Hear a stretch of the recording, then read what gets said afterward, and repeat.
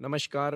मी प्राध्यापक सुनील नानासाहेब करपे आपल्याशी वार्तालाप करण्यासाठी आज आलोय. विचारधनातला दुसरा विषय आहे एकाग्र मन. समर्थ रामदास म्हणायचे पा, जैसे बोलावे तसेच चालावे. आणि तुकाराम महाराजांनी थोडं पुढे जाऊन सांगितलं, बोले तैसा चाले तयाची वंदावी पावले. आपण खूप बोलण्याने विचार करत नाही पा. आधी बोलतो मग नंतर विचार करतो. तसं नाही पाहिजे. आधी विचार करायचा आणि मग बोलायचं. बोलण्यावर नियंत्रण आणि अंगीकृतीशीलता ह्या जर दोन गोष्टी असेल ना, तर अशा माणसाला मोठा माणूस म्हणायचं. कमी बोलणारा आणि जास्त काम करणार. राजकीय आणि धार्मिक व्यासपीठावर आगळपगळपणा खूप असतो बा, पण जीवनाच्या प्रत्यक्ष जडणघडणीत वक्त्याचा आणि वक्तव्याचा अतिशय मोठा वाटा आहे. आधी केले मग सांगितले हा क्रम उगाच नाही निर्माण झाला. त्यासाठी आपण खूप कमी बोलावे. मौनम सर्वम साधनम ही त्याची सर्वात महत्वाची गोष्ट आहे. आणि आता त्यातूनच त्याचा पुढचा भाग कोणता आहे? एकाग्रता. एकाग्रता म्हणजे काय हो? मला सांगा बरं. याची गोष्ट सर्वांना माहिती आहे तरी मी सांगतो. एकदा काय होतं, द्रोणाचार्य आपल्या सर्व शिष्यांना शिकवत असताना एकदा ते त्यांना विचारतात, मला कोण किती निपुण झालाय ते पाहायचंय.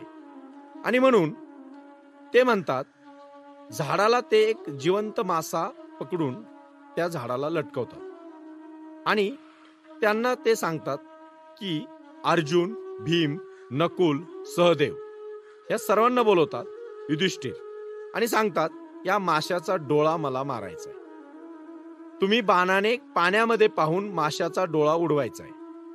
त्याच्यामध्ये बरोबर डोळ्यातच बाण गेला पाहिजे. एवढं निष्णांत तुम्हाला परिपूर्ण व्हायचंय. भीमाला विचारतात, तुला काय दिसतंय? भीम सांगतो, झाड आहे, मासा आहे, बांधलेला आहे, सर्व काही. युधिष्ठिर सांगतो, फक्त मासा आहे. नकुल सांगतो, मासा आणि झाड आहे. सहदेव सांगतो, हे आहे. पण अर्जुनाला विचारल्यानंतर अर्जुन सांगतो, फक्त डोळा आहे. म्हणजे अर्धी लढाई आपण आधी डोक्यात जिंकली पाहिजे, एकाग्रतेत जिंकली पाहिजे. एकाग्रता हेच जीवनाचं रहस्य आहे पा. तुम्हाला सर्वांना माहिती आहे, विज्ञानाचा प्रयोग, जर आपण भिंग धरलं आणि ते भिंग दुपारी 12 वाजता जर आपण असं एकवटवलं आणि त्या भिंगातून जर येणारे सूर्याचे किरण जर एकत्र झाले तर त्याच्या खाली असणारा कागद, कचरा, पाला, पाचोळा ते जाळतं पा. म्हणजे एकाग्रतेशिवाय ते जळतं का? नाही. तशा प्रकारे एकाग्रता हेच जीवनाचं रहस्य आहे, हे मला तुम्हाला आज सांगायचं. वाचन, लेखन, संशोधन, चिंतन, अध्ययन, अध्यापन अशा सर्वच गोष्टींसाठी मनाची एकाग्रता असावी लागते. आपले जीवन हे राहणीमान एकाग्रतेने व्यत्यय आणणारे आहे. एकाग्रतेसाठी एक प्रकारची स्वस्थरता असते, ती सर्वांमध्ये नसते. आजकाल वडीलधारे मुलांचा सो काढून घेतात पा आणि जीवन प्रवाहात लोटून देतात. म्हणजे सकाळी लवकर उठायचे आणि धावत सुटायचे, हीच मुलांची कुटुंबप्रणित जीवनचर्या झाली आहे. म्हणजे कशी? नुसती लगबग, नुसती तगमग, नुसती धावपळ. सकाळी एक वर्ग, दुपारी शाळा, संध्याकाळी दुसरा क्लास, परत आल्यावर शिकवणी. घरी यायला कोणी शिकवतोय? कधी मुलं बाहेर जाऊन शिकतात. सकाळी शाळेत, संध्याकाळी ट्युशनला. म्हणजे सगळ्या भोवऱ्यात मुलं नुसते गरगर गरगर गरगर गरगर भिरवीर भिरवीर भिरवीर फिरतच राहतात. एवढी वणवण केलीच पाहिजे का हो? मला सांगा, स्वामी विवेकानंद फक्त BA झाले होते. म्हणजे लौकिक अर्थाने त्यांच्याकडे फक्त BA चीच डिग्री होती. एकच तेवढीच पदवी त्यांनी घेतली होती. त्यांनी एवढा मोठा दिग्विजय कसा केला असेल? सुमारे 3.5 वर्ष एकही टिपण हातात न घेता अमेरिकेसारख्या शहरामध्ये, देशामध्ये, कॅलिफोर्निया, न्यू जर्सी या शहरांमध्ये त्यांनी 3.5 वर्ष एकामागून एक व्याख्यानं दिली, योगाचे वर्ग चालवले. अवघ्या जगाच्या पाठीवर the brothers of sisters in American असं म्हणणारा एकमेव माणूस आपल्या देशात होऊन गेला. आणि त्या माणसानी आदर त्यांचं तिथे जो मिळाला तो आजही तिथे तळपतो आहे. तो फक्त आणि फक्त ज्ञानामुळे. हार्वर्ड, कोलंबिया अशा विद्यापीठात त्यांच्यासाठी स्वतंत्र विद्यासने निर्माण करण्यात आली. एवढी तयारी त्या लोकांनी दाखवली होती. पण स्वामीजी आपल्या भारत भूमीसाठी कटिबद्ध होते. त्यांची पूर्वपदाची कोणतीही विचार नव्हता त्यांच्या मनात. पदवी त्यांच्याकडे खूप नव्हत्या, पण त्यांच्याकडे काय होती? एकाग्रता आणि साधना होती. म्हणून त्यांच्या पदवीची विचारपूस सुद्धा कोणी कधी केली नाही. कोणी विचारलं नाही, स्वामीजी तुमचं शिक्षण किती? कारण त्यांचं शिक्षण, त्यांचं ज्ञान हे प्रगट होत होतं ना. तिथे जेव्हा ते गेले आणि 1893 साली जेव्हा तिथे त्यांचे पहिलं भाषण झालं, ते फक्त 5 मिनिटाचं भाषण होतं. पण त्या 5 मिनिटाच्या भाषणाने संपूर्ण सभागृह 7,000 लोकांचं दुमदमून गेलं. कशामुळे? तर त्यांचे जीवनाचं सार आणि जीवनाचं अर्क त्या एकाग्रतेमध्ये होतं. मला माझे गुरु संजय वाखारे साहेब नेहमी सांगतात, सुनील, एकाग्र चित्त राहा, एकाग्र चित्ताने जग.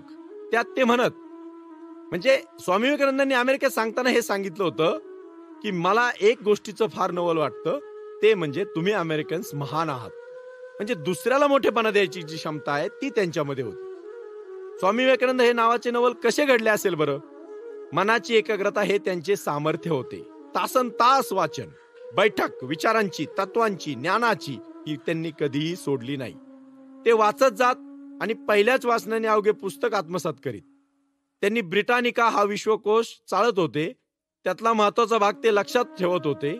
स्वामी जे एकाग्रतेच्या बळावर ज्ञानयोगी झाले आणि नंतर ते ध्यानयोगी झाले. इथं आपल्याला परीक्षेपुरतं वाचायचं, त्यातही पास होण्यापुरतंच वाचायचं, त्यातही व्हीआयपी पाहिजे, त्यातही अति व्हीआयपी पाहिजे. म्हणजे फक्त कोणता उद्या प्रश्न येणार आहे तेवढा प्रश्न जर दिला तर उत्तम. अशी मुलं कशी यशस्वी होतील? तुम्ही जेवढा शॉर्टकट माराल तेवढं तुम्हाला भगवंत लॉंग कट देणार. एवढं लक्षात ठेवा. मनाची एकाग्रता टिकून जर ठेवायची असेल तर तुम्ही विरक्त असले पाहिजे. विद्यार्थी जीवनात हे सुखशयेवर कधीच बसले नाही पाहिजे. एक साधी सतरंजी आणि सभोवतालची पसरलेली पुस्तकं हीच तुमची आयुष्याची तुमची कुंडली असली पाहिजे. यासाठीच तुम्ही रमले पाहिजे. संगीताच्या अभ्यासाने जसे मन प्रसन्न होते ना, बुद्धी तरल होते. असे म्हणतात, व्यायामशाळेत जात असताना, क्रीडांगणावर संचार करीत असताना लक्ष पूर्ण तेथे पाहिजे, तरच तुम्ही तिथे यशस्वी व्हाल. नाही तर गेलाय ग्राउंडवर पळतोय आणि लक्ष मात्र टीव्ही पुढं, काय उपयोग आहे त्याचा? तन्मयतेने जोपर्यंत तुम्ही एखाद्या विषयात उतरत नाही, बाबांनो, तुम्हाला काही मिळणार नाही.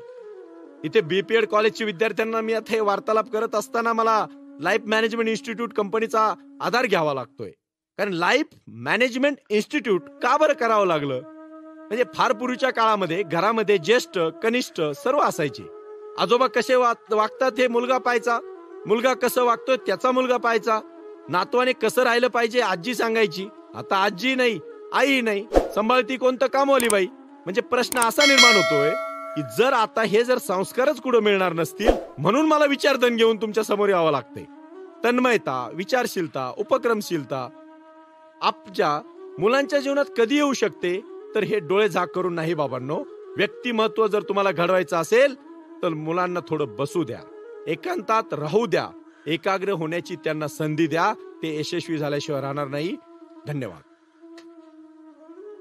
Please share and like this video and